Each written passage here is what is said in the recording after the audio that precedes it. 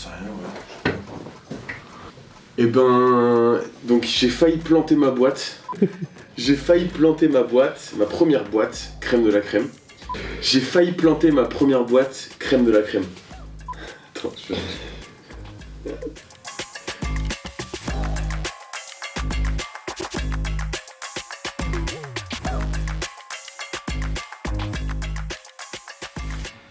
J'ai failli planter ma première boîte, crème de la crème.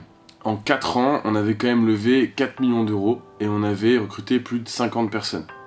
Mais voilà, modèle pas scalable, trop de focus sur le produit et trop d'investissement sur le produit, pas assez de focus sur la partie vente, la partie sales. Donc des erreurs qu'on peut retrouver un peu de façon classique dans d'autres boîtes. Aujourd'hui, 7 ans après, je reviens avec une nouvelle boîte, Pilot. Mais je reviens surtout avec l'envie de ne pas refaire les mêmes erreurs. Je reviens aussi avec un projet qui est de documenter ce qu'on va faire la première année de Pilot. On est incubé ici à Station F pour 1 an. On a 1 an pour lever des fonds.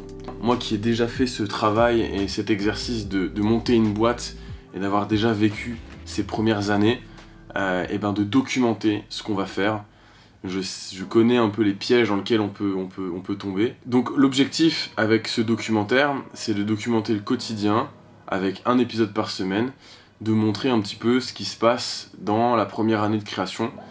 Et c'est pas toujours tout rose. Il y a des stratégies qui ne fonctionnent pas, il y a des déconvenues, il y a des déceptions, mais il y a aussi des joies, des réussites, il y a des choses qu'on met en place et qui fonctionnent.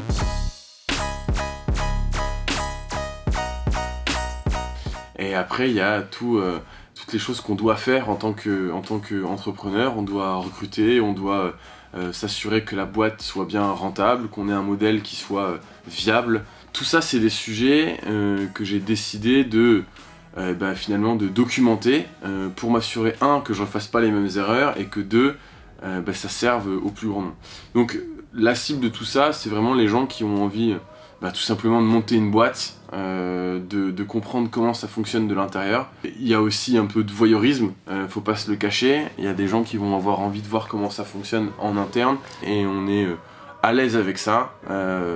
Voilà, l'idée c'est vraiment d'être transparent.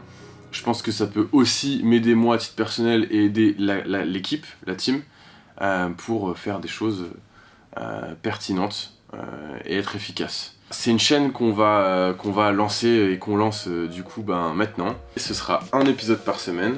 Franchement, c'est trop cool de lancer ce projet. C'est un peu d'un côté de l'excitation, il y a un peu d'excitation, mais il y a aussi un peu de stress. Est-ce que les gens vont comprendre ce qu'on est en train de faire? Est-ce que le format sera adapté? Le compte à rebours est lancé et on a 1 an pour le faire. Ça met un petit peu de pression aussi, mais voilà, on a 1 an pour développer le produit, on a 1 an pour avoir nos premiers clients et faire nos premiers cas euros, et on a 1 an pour lever des fonds.